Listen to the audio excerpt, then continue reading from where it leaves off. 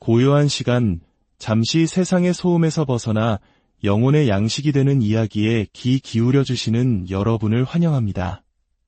오늘 우리는 아주 오래된 예언서의 한 페이지를 펼쳐 인류 역사상 가장 심오하고 가슴 저린 사랑의 비밀을 탐구해 보고자 합니다. 이 이야기가 여러분의 마음에 깊은 울림을 준다면 좋아요와 구독을 통해 이 은혜를 더 많은 분들과 함께 나누는 축복의 통로가 되어주시길 바랍니다. 여러분의 작은 손길이 누군가에게는 새로운 희망의 씨앗이 될 수 있습니다. 주님의 이름으로 여러분의 삶에 평안과 축복이 가득하기를 기원하며 이제 이야기의 문을 엽니다. 오늘 우리가 함께 묵상할 주제는 그리스도의 대속적 죽음입니다. 이 무겁고도 영광스러운 진리를 가장 선명하게 보여주는 구약의 본문이 있습니다. 바로 이사야서 신두장 13절부터 신세장 전체에 이르는 말씀입니다. 많은 신학자들은 이 부분을 제5의 복음서라고 부르기도 합니다. 신약의 마태, 마가, 누가, 요한이 예수 그리스도의 생애를 기록했듯 이사야는 무려 700년 전에 오실 메시아의 고난과 영광을 마치 눈앞에서 보는 것처럼 생생하게 그려냈기 때문입니다. 예언이 기록될 당시의 시대적 배경을 잠시 생각해 볼까요? 이스라엘 민족은 하나님의 경고를 무시하고 죄악의 길을 걷다가 결국 나라는 멸망하고 수많은 백성이 이역만리 바빌론 땅의 포로로 끌려가게 됩니다. 마치 일제강점기, 나라를 잃고 서러움 속에서 신음했던 우리 민족의 모습처럼 그들은 모든 희망이 사라진 듯한 칠흑 같은 어둠 속에서 절망하고 있었습니다. 이사야 선지자는 바로 이 절망의 한가운데 서서 단순히 바빌론 포로 생활에서의 해방을 넘어선 죄와 죽음이라는 더 근본적인 속박으로부터의 위대한 구원, 새로운 출애굽을 선포합니다. 그리고 그 위대한 구원의 중심에 바로 고난받는 종의 모습으로 오실 한 분이 있음을 예언합니다. 이제 성경을 펼쳐 이사야서 신두장 13절부터 신세장 12절까지의 말씀을 함께 들어보겠습니다. 하나님의 음성이 여러분의 마음을 어루만지시길 기도합니다. 보라, 내 종이 형통하리니 받들어 높이 들려서 지극히 존귀하게 되리라. 전에는 그의 모양이 타인보다 상하였고 그의 모습이 사람들보다 상하였으므로 많은 사람이 그에 대하여 놀랐거니와 그가 나라들을 놀라게 할 것이며 왕들은 그로 말미암아 그들의 입을 봉하리니 이는 그들이 아직 듣지 못한 것을 볼 것이요 아직 깨닫지 못한 것을 볼 것임이라. 우리가 전한 것을 누가 믿었느냐? 여호와의 팔이 누구에게 나타났느냐? 그는 주 앞에서 자라나기를 연한 순 같고 마른 땅에서 나온 뿌리 같아서 고운 모양도 없고 풍채도 없은즉 우리가 보기에 흠모할 만한 아름다운 것이 없도다. 그는 멸시를 받아 사람들에게 버림받았으며 간고를 많이 겪었으며 질고를 아는 자라 마치 사람들이 그에게서 얼굴을 가리는 것 같이 멸시를 당하였고 우리도 그를 귀히 여기지 아니하였도다. 그는 실로 우리의 질고를 지고 우리의 슬픔을 당하였거늘 우리는 생각하기를 그는 징벌을 받아 하나님께 맞으며 고난을 당한다 하였노라. 그가 찔림은 우리의 허물 때문이요 그가 상함은 우리의 죄악 때문이라. 그가 징계를 받음으로 우리는 평화를 누리고 그가 채찍에 맞음으로 우리는 나음을 받았도다. 우리는 다 양 같아서 그를 행하여 각기 제 길로 갔거늘 여호와께서는 우리 모두의 죄악을 그에게 담당시키셨도다. 그가 곤욕을 당하여 괴로울 때에도 그의 입을 열지 아니하였으며 마치 도수장으로 끌려가는 어린 양과 털 깎는 자 앞에서 잠잠한 양같이 그의 입을 열지 아니하였도다. 그는 곤욕과 신문을 당하고 끌려갔으나 그 세대 중에 누가 생각하기를 그가 살아있는 자들의 땅에서 끊어짐은 마땅히 형벌받을 내 백성의 허물 때문이라 하였으리요.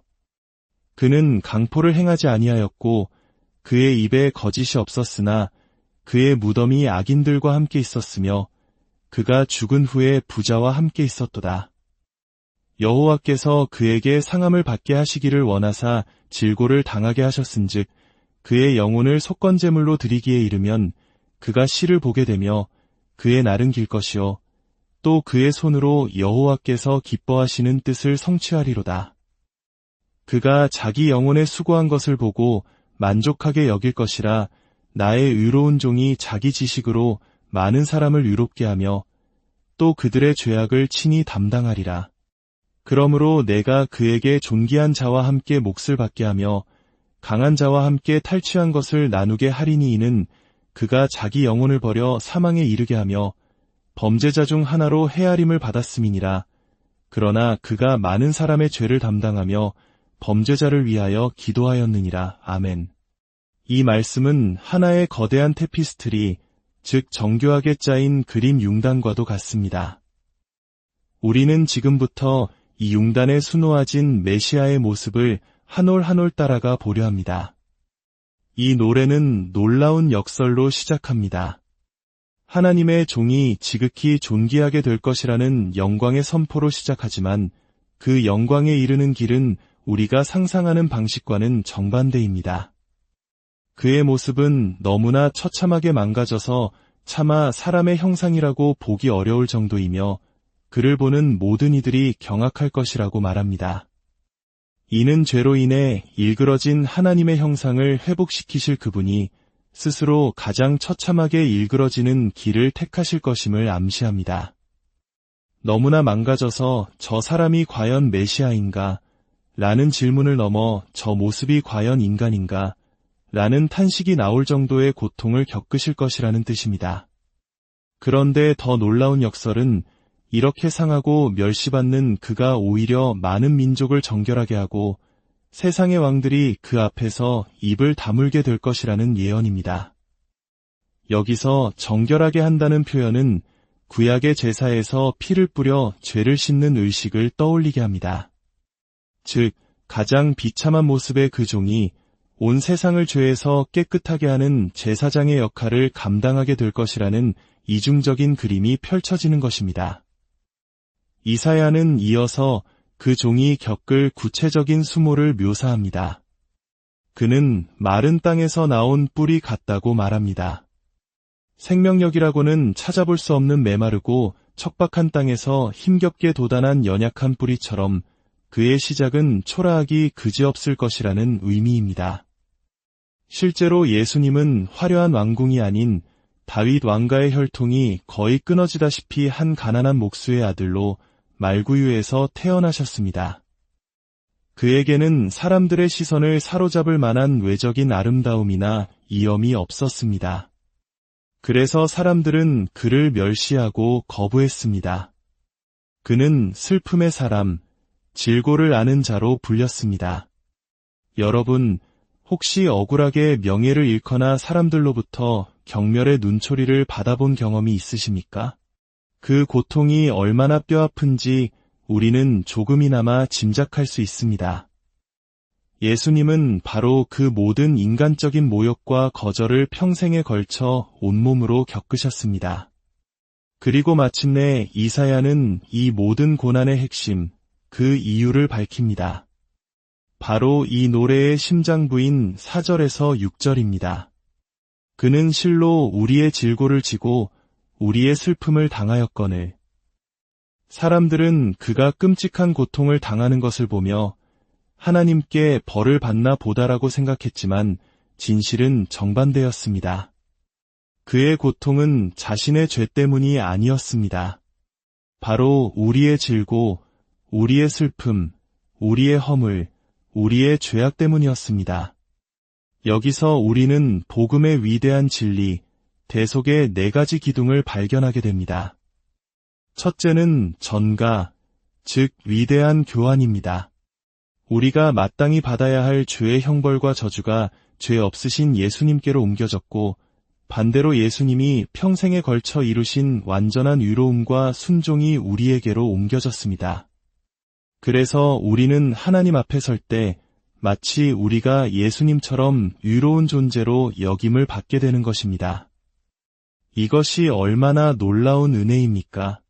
둘째는 대속, 즉 대신함입니다. 예수님은 단순히 우리를 대표하는 분이 아닙니다. 사형 선고를 받은 죄수 바라바가 풀려나고 예수님이 대신 십자가를 지셨던 것처럼 그분은 우리가 마땅히 서야 할 저주의 자리에 대신 서셨고 우리가 받아야 할 형벌을 대신 받으셨습니다. 우리가 죽어야 할 그 자리에서 그분이 대신 죽으신 것입니다. 셋째는 형벌입니다.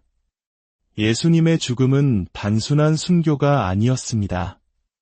그것은 죄에 대한 하나님의 공의로운 진노와 형벌이 남김없이 쏟아부어진 사건이었습니다. 여호와께서는 우리 모두의 죄악을 그에게 담당시키셨도다. 이 말씀처럼 하나님 아버지께서는 인류의 모든 죄악의 무게를 사랑하는 아들에게 지우셨습니다. 넷째는 바로 이 모든 것을 주관하신 하나님의 손길입니다. 10절은 충격적으로 증언합니다. 여호와께서 그에게 상함을 받게 하시기를 원하사 질고를 당하게 하셨은즉 아들이 찢기고 상하는 것을 아버지가 원하셨다는 이 말은 얼마나 이해하기 어려운 말씀입니까? 이것은 결코 아들에 대한 미움이나 학대가 아니었습니다. 이것은 죄인을 구원하시려는 아버지의 무한한 사랑과 죄를 반드시 심판하셔야 하는 아버지의 무한한 공의가 십자가 위에서 충돌하며 이루어낸 가장 위대한 사랑의 행위였습니다. 겟세마네 동산에서 예수님이 피땀 흘려 기도하신 이유가 바로 여기에 있습니다. 육체적 고통을 넘어 영원히 함께하셨던 성부 하나님으로부터 버림받는 그 영적 고통, 죄와 하나가 되어야 하는 그 끔찍한 잔을 마셔야 했기 때문입니다. 그러나 놀랍게도 성경은 예수님께서 아버지께서 나를 사랑하시는 것은 내가 다시 목숨을 얻기 위하여 목숨을 버림이라고 말씀하셨다고 기록합니다. 즉, 아들의 그 절대적인 순종을 보시며 아버지의 마음은 찢어지는 아픔과 동시에 그 아들에 대한 사랑과 자랑스러움으로 가득 차셨다는 것입니다. 이렇게 예수님은 도살장으로 끌려가는 어린 양처럼 털 깎는 자 앞에서 잠잠한 양처럼 묵묵히 순종의 길을 걸으셨습니다. 자신을 변호하거나 저주하지 않으시고 인류의 죄악, 곧 하나님의 자리를 탐내고 스스로 왕이 되려 했던 우리의 교만과 반역죄를 짊어지고 침묵 속에 심판을 받으셨습니다. 그리고 이 완전한 순종과 희생의 끝에 무엇이 있습니까? 바로 영광스러운 부활과 승기입니다. 하나님께서는 그를 죽음에서 일으키시고 모든 이름 위에 뛰어난 이름을 주셨습니다. 그분은 이제 하늘 보좌 우편에서 만왕의 왕으로 다스리시며 자신의 피로 값주고 산 백성들, 즉 우리를 위해 지금도 중보하고 계십니다. 그가 자기 영혼에 수고한 것을 보고 만족하게 여길 것이라 예수님은 십자가의 그 끔찍한 고통의 결과를 보시고 만족해 하십니다. 그 결과가 무엇입니까? 바로 죄로 인해 죽을 수밖에 없었던 저와 여러분이 구원받아 하나님의 자녀가 되는 것입니다. 우리가 바로 그분의 기쁨이요 만족입니다.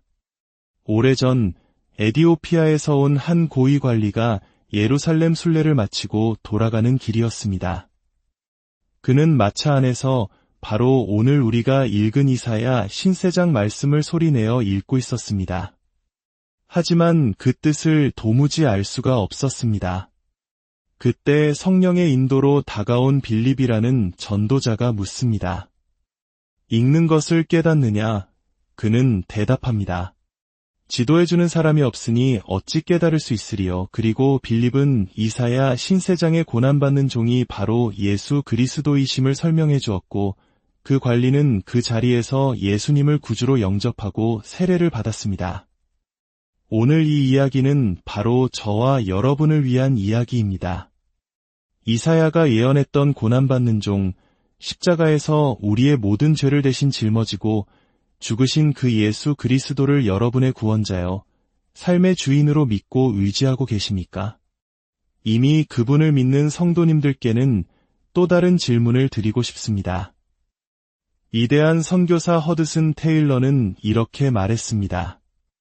예수 그리스도가 하나님이시고 나를 위해 죽으셨다면 내가 그분을 위해 하기에 너무 큰 희생이란 있을 수 있겠는가? 이 위대한 사랑 앞에 우리의 삶을 어떻게 내어드려야 할지 깊이 묵상하는 시간이 되기를 바랍니다. 함께 기도하겠습니다. 하늘에 계신 우리 아버지 하나님, 아무런 자격 없는 죄인인 저희를 위해 독생자 예수 그리스도를 이 땅에 보내주시고 우리의 모든 허물과 죄악을 대신하여 십자가의 고통을 당하게 하신 그 크신 사랑에 머리 숙여 감사드립니다. 마른 땅에 뿌리같이 연약한 모습으로 오셔서 온갖 멸시와 고난을 당하시고 마침내 침묵 속에 죽음의 길을 걸으신 주님의 순종을 기억합니다. 그 찔림으로 우리가 평화를 얻고 그 채찍에 맞으심으로 우리가 나음을 입었음을 믿습니다. 이제는 더 이상 우리 자신을 위해 살지 않고 우리를 대신하여 죽으셨다가 다시 살아나신 주님을 위해 사는 인생이 되게 하여 주시옵소서. 이 복음의 감격과 능력이 우리 삶을 온전히 주장하게 하시고 우리가 받은 이 놀라운 사랑을 세상에 전하는 증인으로 살아가게 하옵소서. 주님의 은혜와 평강이 이 말씀을 듣는 모든 분들의 삶과 가정 위에 강물처럼 흐르기를 간절히 기도합니다. 우리를 구원하신 주 예수 그리스도의 이름으로 기도드립니다.